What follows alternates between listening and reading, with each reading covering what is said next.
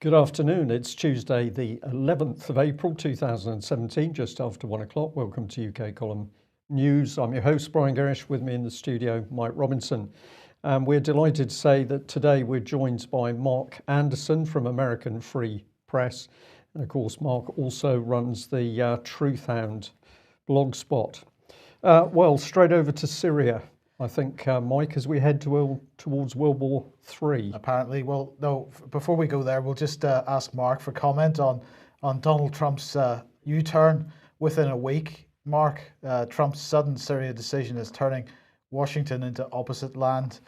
We have, that's from Yahoo, we've got Voltaire saying Donald Trump is asserting his authority over his allies. And we have you saying after US attack on Syria, Trump may have become the world ruler he swore never to be. So what are your thoughts on the U-turn? And particularly, I think, Mark, the media reaction to it, because what seems to be happening is that as Trump is towing the globalist line on Syria, he seems to be the media's best friend all of a sudden. Yeah, some people are saying, Mike, that there's a method to the madness. I'm basically covering the different opinions that are out there right now at this very pivotal time in the ongoing war is always under. We have to keep in mind that the U.S. is always in a state of war, especially since 9/11. That being said, for on my thetruthhound.com blog item that you're showing there, the U.S. is the only country that claims it has the right to just at short notice or with no notice bomb a country or launch missiles against any given nation because the U.S. supposedly sets the standard. If somebody else supposedly kills babies, gas attacks, it's up to the U.S. to bomb them. Since Donald Trump a few weeks back launched a drone strike at Syria and children died, that doesn't matter because they died at the hands of the U.S. and that's excusable. So only a world ruler or a would-be world power with a world government ruler, at least de facto, do such a thing, having the monopoly claim to use force against other countries for their moral transgressions. But when the U.S. commits those very same moral transgressions, nothing is done. Imagine if the U.S. were attacked for killing children in the drone strike. If we were standard, some other country would shell us or launch missiles at us, the U.S., for killing children in a drone strike. So since the U.S. holds this monopoly on force, this monopoly police, Donald Trump, whether he wants to admit it or not, is the very world ruler that he claimed he didn't want to be when he spoke to Congress and when he spoke to the Conservative Political Conference and when he spoke to a national labor union. 3 different times Trump said, I'm president of the United States, I'm not president of the world, but these actions belie those times. The other thing, this opposition land is just the different opinions that are out there. Some are saying that Trump did this launch against Syria for the alleged gas attack, which I think we have a lot of different narratives there. He did this to basically quiet his opponents, to get the media off his back, to get the neocon Republicans off, and to get the George Soros Democrats off his back. And that it was only a couple of minutes, basically a fireworks show, possibly in a semi-abandoned airfield. And so Donald Trump did this to appease his critics, but that he's not really intent on fully going to war in the active sense against Syria. These are the other opinions that are out there. Basically, I'm just surveying the situation, but when it comes to the world ruler thing, whether Donald Trump wants to admit it or not, in his hand, whether it was given to him by the neocons or whether he took it with his own volition, either case, that's the chief point. As James Madison said, any country permanently at war cannot keep its liberties. Absolutely. So I was just going to respond very quickly there, Mark, and say it is this remarkable arrogance, not only of the American administration, but of course very much the British administration under Theresa May, that says that she or Trump can be on the world stage and simply tell other world leaders how they should run their countries, what their values should be, what their religious orientation should be. it's an immense arrogance, I think. And it is a British arrogance as well. But let's remind ourselves what the Russian Ministry of Foreign Affairs said a couple of days ago when Boris Johnson decided he wasn't going to visit on Monday. They said the decision to call off Boris Johnson's visit to Moscow proves yet again the questionable added value of talking to the UK, who lacks an independent position on most present-day issues or actual leverage on international affairs, remaining in the shadow of strategic partners.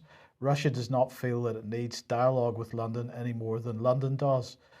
Well, I think that would be, if that's their true position, is a little naive, and we'll explain why that is. But any suggestion that the UK is lacking an independent position on present-day issues, or that it lacks leverage on international affairs, well, I think perhaps we could argue quite strongly that Trump's U-turn belies that statement. So, first of all, let's remind ourselves that, of course, Trump has effectively lost control of his National Security Council. What did he have originally? He had several members that have been kicked off, mostly. Of course, Flynn was removed because of allegations of collusion with Russia. Stephen Bannon's been kicked off, KT McFarland as well. And of course, where did the information about alleged Russian collusion with Flynn come from? It came from the United Kingdom, allegedly ex-MI6 and MI5 operatives pushing that in. And of course, when it comes to the actual chemical weapons attack in Syria, where was that coming from, that information coming from? Well, purely from the White Helmets. And where's the White Helmets getting its money from? Well, it got a little bit of money from US aid, admittedly, but it's mainly funded by the British Foreign and Commonwealth Office. It was established by James Le Mesurier, who also, we must remember, is involved with this organisation, Mayday Rescue, another NGO operating in the Middle East, which also receives money from the UK government. So this is absolutely British influence in the Middle East. And let's not forget the broader British influence, because everywhere the Department for International Development money goes, common purpose follows. So here we've got an article highlighting common purpose active in Africa, where Priti Patel has recently been saying the Department of International Development money is going in huge quantities. Common purpose also active in India, in the other BRICS countries, want to be active just about everywhere where the Foreign Office is active.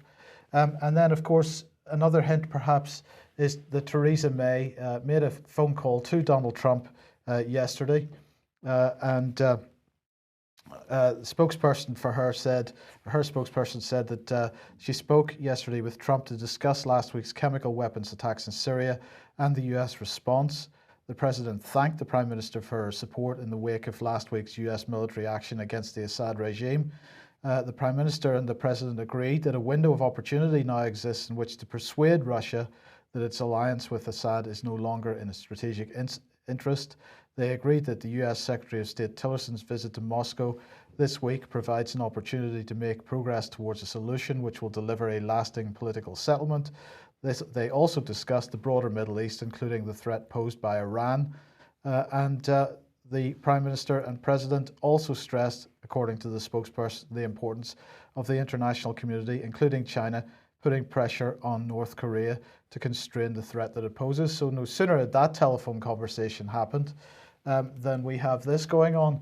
So the US carrier fleet heading off to the sea south of Korea, apparently to put pressure on North Korea.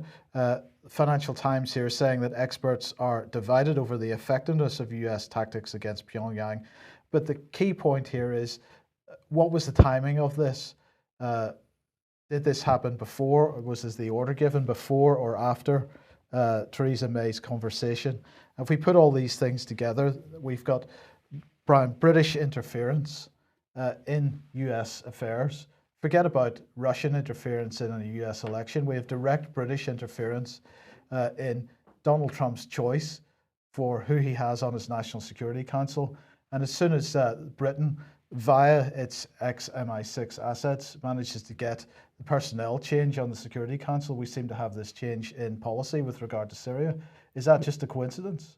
Well, we're going to say, of course, it's not a coincidence. What we're watching is British soft power, and that power is principally coming not from Westminster, but from the City of London, the financial power base which drives the politicians. So I find it very interesting that question of Russia saying, is it worth dealing with London? I don't think the Russians are naive. I think they're well aware of what's really going on. They're making a political statement here. The British are not worth dealing with. But you could say that, of course, for them to concentrate on America gives them dialogue with the sharp end where the military might is. But I'm quite sure that behind the scenes, the Russians are watching this soft power in London like a hawk. And of course, they're well aware of the power of the non-government organisations, having thrown out several from Russia because of their subversive influence. So I think the Russians are going to be keeping a very wary eye on the power base in the City of London.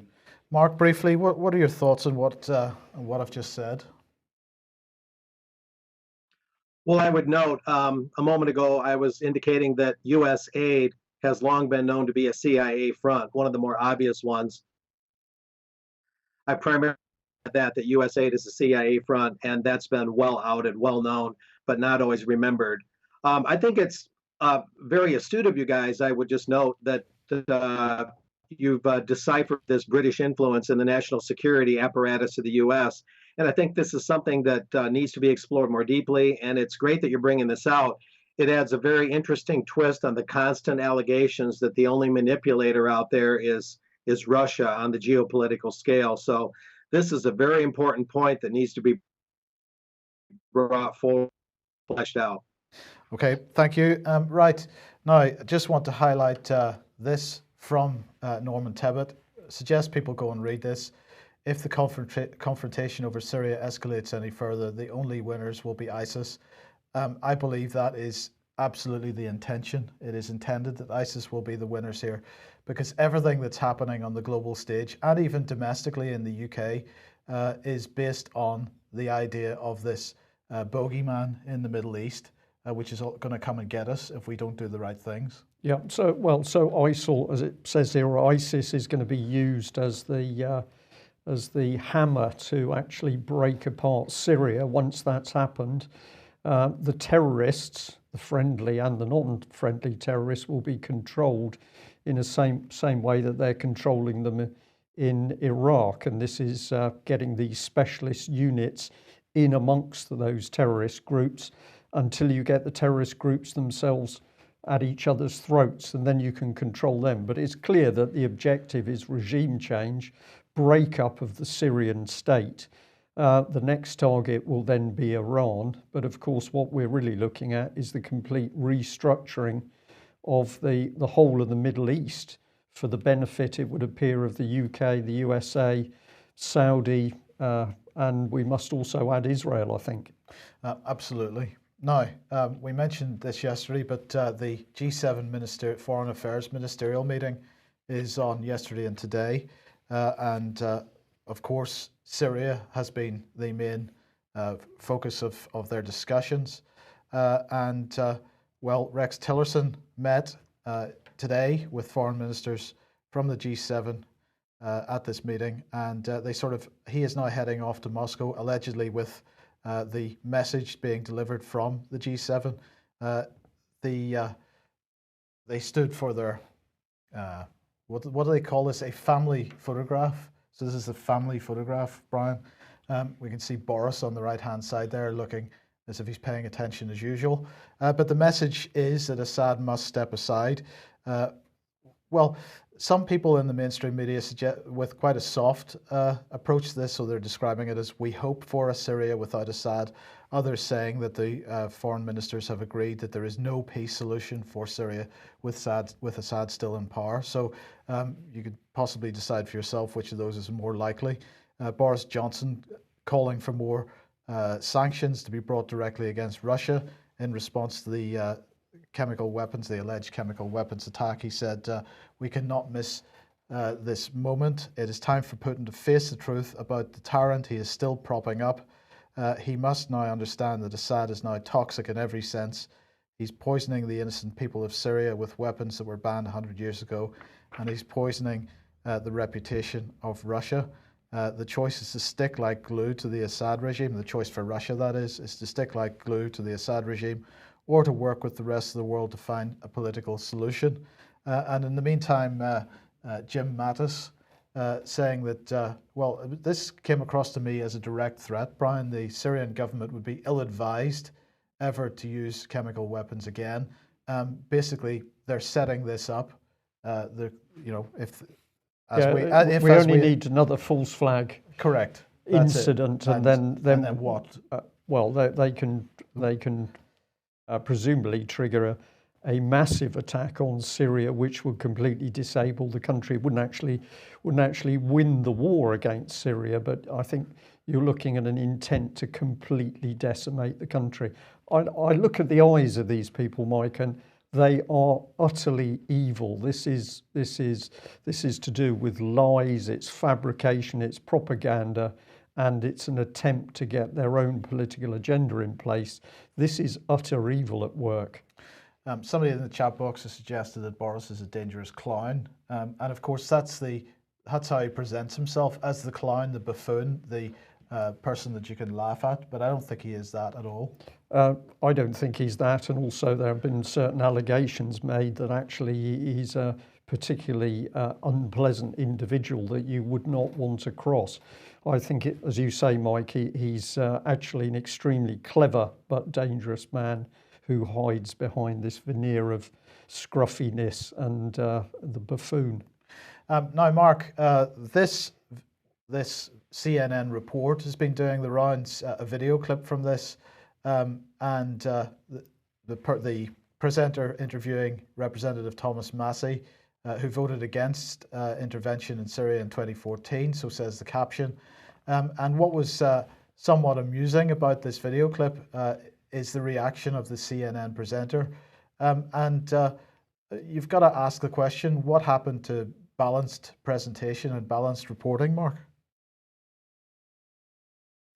Yeah, I don't know if you're going to play the clip, but whether you do or not, Mike, this is a supreme example with a little ironic humor in it of the media's absolute refusal to give even a pretense of balance. When Thomas Massey suggests that maybe the Air Force, in fighting a so-called rebel-held area, might have inadvertently hit an old storage of some weaponry that might have contained some chemical weapons, and that's what spread some chemical residue in the air, and that it was not a deliberate bombing or gassing by Assad of his own people, and merely suggests that there's another alternative. This incredulous CNN reporter has this look on her face like she's seen a ghost or something, like Ebenezer Scrooge seeing the ghost of Christmas Past. So it's just, it's emblematic, really iconic almost, of the media, particularly CNN, being absolutely divorced from any pursuit of the truth, and magnifies and accents why we can't trust the media in a way I haven't seen in quite some time. Thomas Massey being one of the few in Congress among the minority, actually uses half his brain, along with Rand Paul and Justin Amash, questioning our interventionist foreign policy, and therefore they ask logical questions, the very questions the media should be asking. And it's just really sad, but proves without a shadow of a doubt the need to replace, not just challenge, but replace the mainstream media. Yeah. Mark, I'm looking at that slide, which is off screen, because I watched that video over the weekend. Just encourage people to see it. If I just flick between these two, just look at the expression on this woman's face. It's almost like she's going to have some form of seizure, because she can't possibly believe that anybody would not believe what her news organization is putting out and what the mainstream media. This is a heavily psychologically reframed woman who simply can't get out of the reality that she's now in. And the other point was that, of course, she criticised him by suggesting that, well, are you really so stupid as to believe something that all your colleagues don't believe? Yeah, if you don't believe what your colleagues believe, then clearly there's something wrong with you. It's well worth going to see it. So it's only very short, it's a few minutes long. But if you look at the lady's face, you'll see at one point it's like she's going to explode. I think the expression is cognitive dissonance, because she cannot believe that anybody could not believe what the mainstream media is pushing out. Well, we certainly don't believe what the mainstream media is pushing out. So let's have a look at what the BBC's been up to. I've been following through on the BBC's reports over the last few days. Picked up on this one, Syria war, why was Sharat Air Base bombed? Well, these are some of the comments in it. Pentagon spokesman Captain Jeff Davis said Sharat Air Base was used to store chemical weapons, and US intelligence assessed that aircraft from that airfield had dropped the bombs filled with a nerve agent, killing more than 80 people. No evidence for that in the article whatsoever. The airbase was used to store chemical weapons until 2013, when Assad agreed to their destruction. But here's the BBC reinforcing the idea that, of course, this was Assad after his forces were accused of firing rockets filled with nerve agent. Never any proof in UN documentation, US documentation, UK documentation, French documentation. Nobody ever said he did use sarin. It was always a possibility, and the better reports, of course, spoke of confusion on the ground with the terrorists. But this report went on to say in early November 2015, just after a month after launching an air campaign against Assad's opponents, the Russian military reportedly began using Sharat as a forward operating base for M24 and M35 attack helicopters. That's a really extraordinary statement, Mike, that the Russians have been in Syria for months and months. What have they been doing? Working alongside Assad's forces, but the BBC clearly thinks this is significant that they had a few helicopters there. Well, what do we say?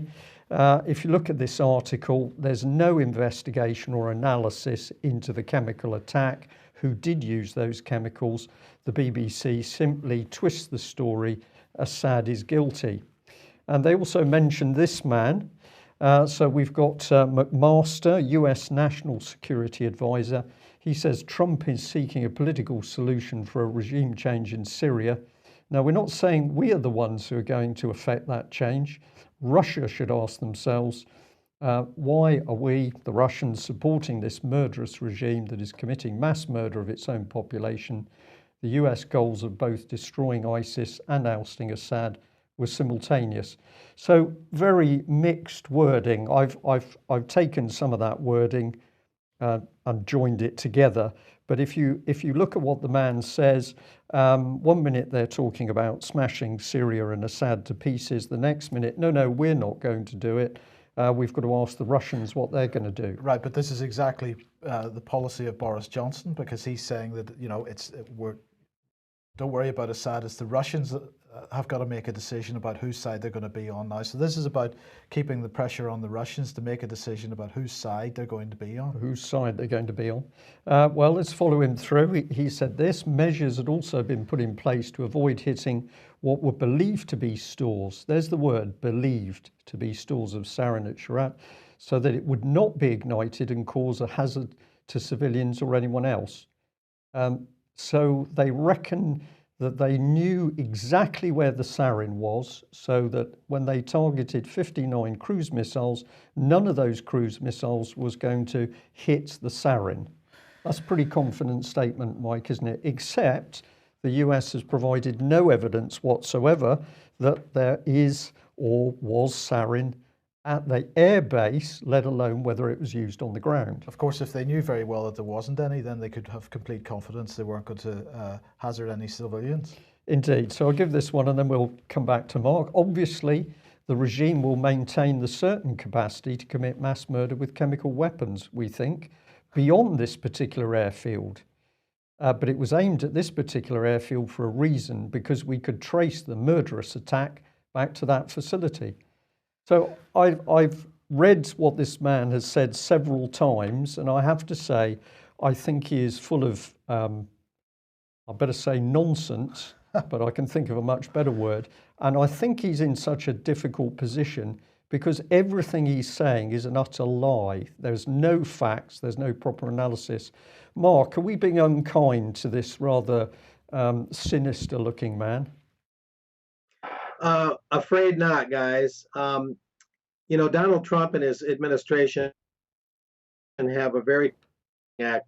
If Donald Trump and a Christian conservative preacher and radio host that I researched about is among a number of prominent Republicans that are beginning to already back away from Trump.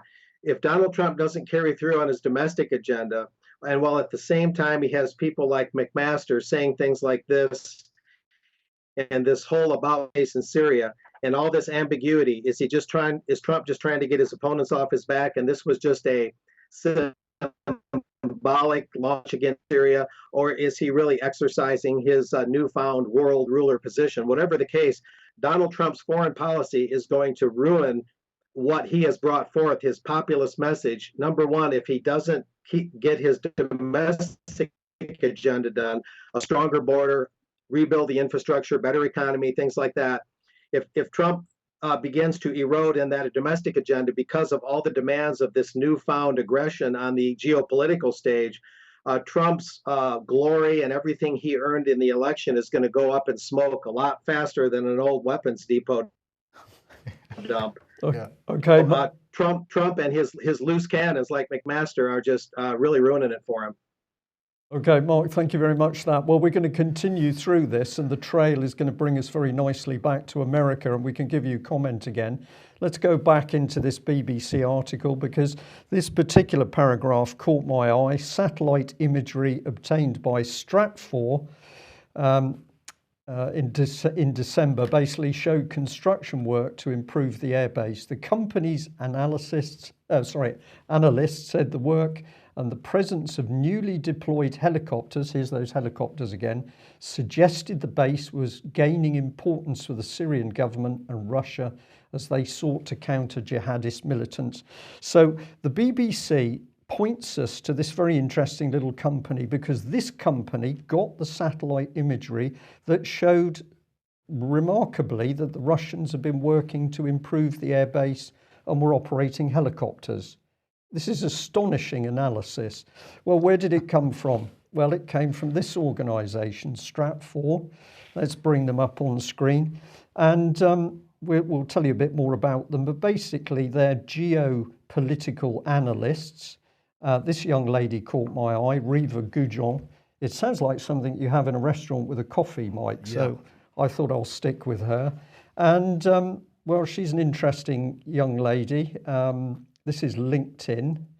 I chose her because she's vice president of global analysis and director of analysis.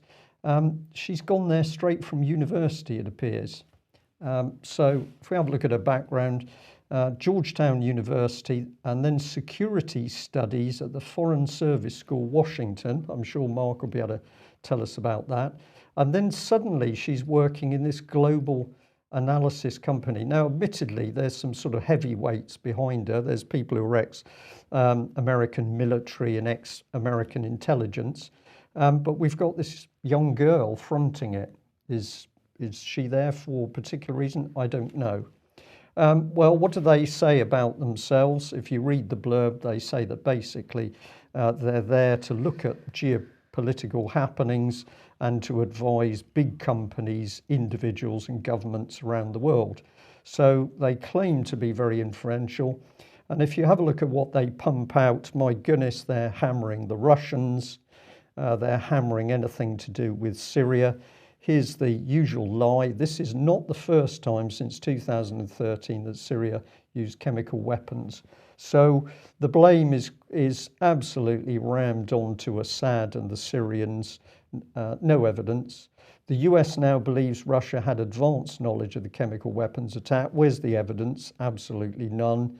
But if you read their own material, this is what they say. Stratfor is rigorously non-partisan, non-ideological. We are privately owned. We're not affiliated with any governmental or non-governmental agency. We are an objective intelligence service that provides information about what has happened, will happen, not what should happen. We make no policy prescriptions or advocacy statements apart from hammering the Russians and the Syrians over this particular issue. Mark, would you like just a brief comment, and then I'll take you through the rest of this, and we can come back, as it were, to the main discussion. Well, just to throw in my 2 cents, I hope, okay. Yeah, Stratfor is one of the somewhat lesser known think tanks, unlike Brookings Institute, unlike Atlantic Council, which are very, Stratfor's not so well known. It's good that we're bringing it out. And like all these think tanks, they profess to be objective and nonpartisan. They're nonpartisan in Republican sense, but they're very partisan in terms of nationalistic versus internationalism. Correct. It's a different kind of partisanship. So their partisanship is internationalism. That's how they get away with that double talk. Right. So excellent. I totally agree with your live analysis there. Let's come back to this young lady, and of course, what better place to go than a Twitter page? And what do we find here? Impressive and alarming research into an elaborate disinformation chain. Well, this was the tweet that was on her page. How the alternative right promoted the Syria hoax conspiracy theory, explained by @DFR Lab. And my attention was drawn to this pretty quickly, Mike. So here's the conspiracy, InfoWars at the top. If you look closely, well, we'll show it on the next slide. In fact, let's bring this one up. There we are. It's a bit easier to see. Excuse me. We've got InfoWars. We've got Blacklisted News. Before it's News, 21st Century Wire. Patrick Henningsen is in there. Well done, Patrick. But what is all this about? Well, if you have a look at the top, you see that this has come out of this DFR Lab, how the alternative right brought the Syria hoax to America. And also, if you look closely, it's saying that that lab is part of the Atlantic Council. When I had a look at the Atlantic Council, boy, you're in the whole thing, because you're in the midst of people talking about the creation of the European Union, the creation of NATO. This is globalist agenda on reheat, but they've been running this lab. So encourage people to have a look at Digital Forensic Research Lab themselves, get a feel for it. And what sort of stuff have they been putting out? Well, this is the article about the hoaxers. It says that President Donald Trump's decision to launch strikes about Syria in the wake of a major chemical weapons attack provoked outrage from the far-right groups who were his most aggressive supporters. As rumours of the impending strikes broke, they launched an online campaign claiming that the chemical attack had been a hoax. And what does it then say? We can track this hoax network back to Al-Masdar News, which is a Syrian promoted website. So they say the whole of this sudden explosion of people on the internet saying, whoa, we don't believe what's being shown, has come straight out of Assad. And of course, white helmets are defended greatly. In this paragraph, they say that the photographs and videos from the scene showed hideous images of dead children and footage of rescuers, including the White Helmets group, washing down victims. They don't mention, Mike, a single thing about no protective clothing. So this is the thing. There's no evidence mentioned that we had White Helmets, so-called first aiders, tending sarin victims with no protective clothing. This is just conspiracy that goes back to Assad. Let's just make the point one more time, Brian, that while we're arguing that the video as presented was false, we are not suggesting that people were not killed. And chemicals had certainly been used. And we've got to remember what the White State, once again, what the White Helmets is. It is an affiliate of Al-Qaeda, Al-Nusra Front, and it is funded by the British Foreign Office. And so they have not been averse to being involved in killings in the past. And the question has to be asked, the images of the dead children, where did those children come from? Who killed them? Some of the photographs that we've seen seem to show traumatic head injuries, in this, perhaps from the butt of a rifle. So what did happen here? There needs to be a full investigation, but the West doesn't want to carry out a full investigation. Indeed. So we'll finish this clip off because it'll come straight to that point, Mike. So let's have a look at this lady from DFR Lab, Danera Barajan. This is her Twitter page. Very significant header to it because the images of Obama sort of towering over Putin. This is a deliberately demeaning image, in my opinion. But this takes the biscuit. Very proud on our latest piece on how alt-right brought Syria hoax to Trump's America. Well, I don't know why this lady is proud because there's no proper investigation in this work at all. But this is the key one here. We've got Ben Nimmo, and what he tweets out is that how to tell misinformation and fake news, my ABC test, accuracy, balance, credibility. We say there's absolutely none of any of this in this man's work. So we're going to say Ben Nimmo fails on his own journalistic standards. So we've got a very powerful non-government organisation running a group of people claiming to investigate alternative media, claiming to be balanced and unbiased, and yet they do absolutely no investigation into how it's possible that people were handling sarin victims with no protective clothing, bare skin, no respirators. I think the answer is because they know full well that the incident as presented, as Mike has just said, was not true. And this is the key point. Just briefly, Mark.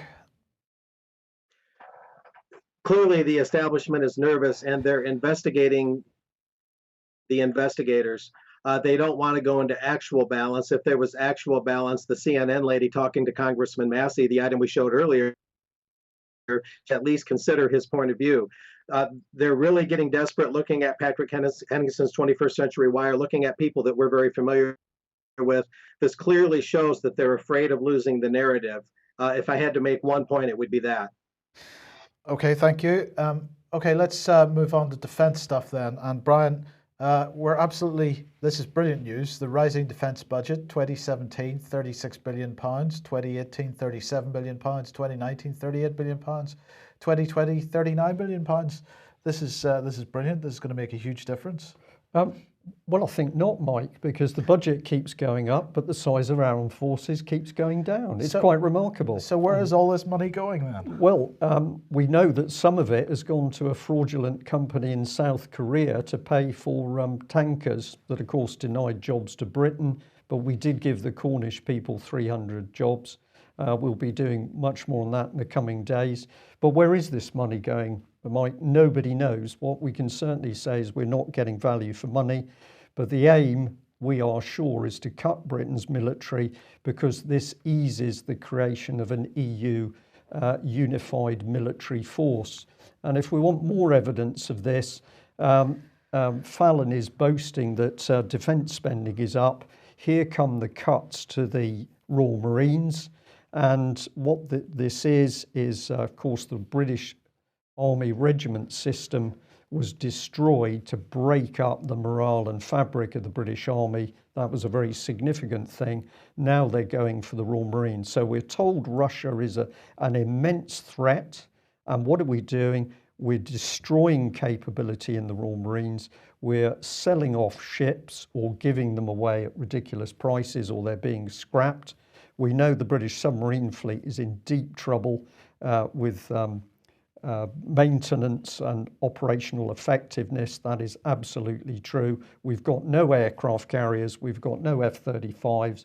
We've got no maritime patrol aircraft. We've got no surface-to-surface missiles, and we've got no helicopter-launched missiles shortly. So the government is utterly lying. The British military capability is being destroyed, so the remnants can be simply rammed into the European unified military force. But that can't be right, because the headline says Royal Marine to be restructured in line with a growing Royal Navy. So we're going to shrink the Royal Marines in no, line you're with the misunderstanding, growing... Mike. You're misunderstanding, because the Second Sea Lord, Philip Jones, has clearly said that the important thing is soft power. Right. So we've got to push more aid into these other countries, so we can then push in the military advisors behind them and take over their military. So our military is growing by taking over the military of other countries. We're into Poland, Estonia, Lithuania, to name but a few. And of course, the other thing that Philip Jones is very big on is cyber ships. So you don't actually have the ships, but you talk about them as if you do, because in the future you will have a cyber fleet. Good. And in the meantime, we've got computer-generated imagery of it. Yes, indeed. Yes, excellent, fantastic. Okay, well, never a better time then to bring on Baroness Ainley, this human rights minister. This is fantastic. The Minister for Human Rights is welcoming the reported decrease in the number of executions around the world and reiterates the UK's opposition to the death penalty. She said it's encouraging that there was a reported decrease in the number of executions in 2016. I welcome the fact that compared with the previous year, fewer countries imposed death sentences and carried out executions. The government's opposition to the death penalty is clear. We condemn it in all circumstances, she said. We're quite happy to sell arms to Saudi Arabia, and we know that Saudi Arabia is going to drop those on lots and lots of Yemeni children. That's not a problem. Don't worry about it, but we're absolutely against the death penalty. And she said it is concerning that Iran, Iraq, Pakistan and Saudi Arabia have reportedly carried out 87% of the world's executions. It's also deeply troubling that the report indicates that China continues to execute in the thousands. I urge those countries and all countries that continue to impose the death penalty to reconsider its use and to acknowledge its effectiveness as a deterrent and its inhumanity. Well, I just want to say to Baroness Ainley, aside from the hypocrisy of selling weapons to Saudi Arabia that you know are going to be dropped on the heads of children, there's the hypocrisy of state-sanctioned extrajudicial killings, which Britain is still involved in, involving drones. So this woman, aside from anything else, is simply lying when she says that the government's opposition to the death penalty is clear, that they condemn it in all circumstances, because there are clearly circumstances where they not only don't condemn it, but they use it. Yeah, well, this is because they're complete hypocrites. We've got criminal activity by the state, Mike, and killing a few people when the British state wants it is not a problem. It's only a problem if somebody does it that the British state doesn't like, and then this is shocking and shock horror. Well, if you're feeling fired up and you want to do something to stop what is happening, we say it's vital that we get people together to talk about what's happening, to share ideas and to get people motivated. A lot of people very fearful. They don't want to put their head above the parapet. They don't want to use the telephone because somebody might be listening. We say, who cares? But what we need to do is bring people together so that we strengthen the body of opinion in the public for people who are saying we are not having this. What do we need you to do? We need more people to come to the British Constitution Group meet in Nottingham on the 22nd of April. We are there to act. We are there to talk about the reality of a criminal government now out of control in UK. And of course, it's not only people overseas who are suffering, it's also people in UK as a result. So if you haven't got a ticket, please come along. We'll just advertise Mark's new Facebook page. Mark, we finally managed to get you onto Facebook, at least as The Truth Hound. And I believe it's facebook.com/The Truth Hound. Is that correct? Yes, thanks for rolling that out, Mike. Just a cheap little plug here. That's an adjunct to my blog, thetruthhound.com, and doing a lot of interaction with you guys and 21 Wire and so on and so forth. So we're moving up, and I've never heard of that source they cited that in Syria that's supposedly the source of all these hoaxes that people like us are reporting. It's funny the Atlantic Council came up with it and these other wonks because I've never heard of it. I'm sure you guys haven't either. No. Okay. Well, look, Mark, we're going to end with this one then. So just briefly, because it is 1:45 already. 1 year after the Panama Papers leak, starting a shell corporation in the US may be easier than getting a library card. Sorry. So this is from Brookings. Give us the background to this. Well, I was just mainly acknowledging this, Mike, for it's been a year already approximately since the Panama Papers. We, I believe, have rightly said that it's a ruse to follow through on the Bilderberg connected idea of a world tax, because if you can hide money in all these different places and you have all these tax scandals, then therefore we must need a worldwide taxing authority to oversee all this money laundering and all this hiding money away from the tax man. And a Congressman Sheldon Whitehouse from Rhode Island, a Democratic senator, actually had this meeting about this. And what I would really say, though, is if they really want to worry about who owns what company and shell companies and the mysteries behind corporations, they should start with the City of London. They should start with the Federal Reserve System. Who owns the Federal Reserve? These are the things that really matter. A lot more could be said. We don't have much time, but the real corporate sharks in the waters of the world, like the Fed, are being unscathed here, are not being investigated. And this tax scam is really just more of the same, more of that ruse continuing here at the 1 year mark. Yeah, absolutely. Okay, thank you. Excellent. Thank you for that, Mark. Thank you very much for joining us. I think there's been a particularly interesting trawl through political events, and particularly Syria.